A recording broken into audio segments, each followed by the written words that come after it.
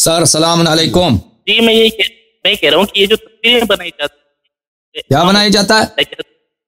تصویریں پکچرز بنائی جاتی ہیں حضرت علی کی، امام حسین کی، تو اس کے بارے میں مجھے پوچھنا تھا کہ یہ صحیح ہے؟ تو یہ تصاویر جو ہیں اس کی کوئی حیثیت نہیں ہے کہ یہ واقعہ امام حسین علیہ السلام حیثیت ہے، ٹھیک ہے نا؟ کیونکہ جس شخص نے تصویر بنایا ہے وہ تو اس نے امام حسین علیہ السلام کو نہیں دیکھا، یا حضرت علی علیہ السلام کو تو نہیں دیکھا.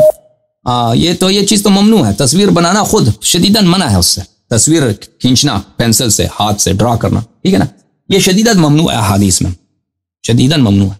اور پھر آپ امام حسین علیہ السلام کی تصویر بناتے ہیں، کہتے ہیں یہ امام حسین علیہ السلام کی ہے. اگر آپ کمپیوٹر سے بناتے ہیں تو یہ ڈرائنگ نہیں ہے بھائی، یہ پین سے نہیں ہے، تو یہ تو اس کے متعلق ہم نہیں کہہ سکتے کہ یہ وہ روایات اس پہ لاگو ہوتے ہیں.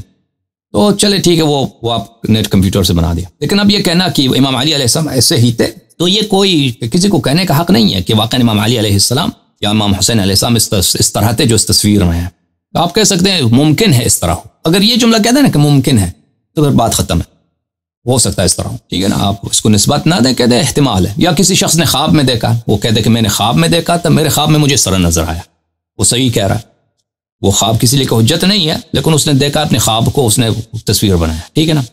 تو یہ اگر اس طرح کریں تو پھر وہ خواب کی حد تک یا احتمال کی حد تک وہ صحیح ہے، اس کے علاوہ اس کی کوئی حیثیت نہیں.